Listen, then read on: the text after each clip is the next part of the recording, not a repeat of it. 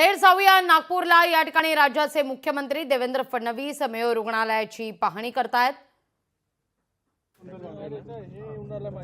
निर्माणाधीन असं हे रुग्णालय, त्याचं काम कुठवर आलेलं आहे, कसा आराखडा तयार करण्यात आलेला आहे, या सगळ्याची पाहणी या ठिकाणी केली जाते।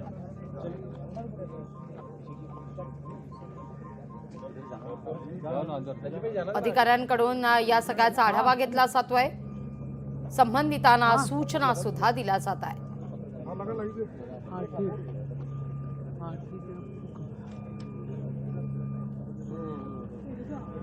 नहीं अभी नहीं कर सकता, मैं कुछ भी नहीं कर सकता। या सगळ्यावर नजर आपली कायम असणार आहे।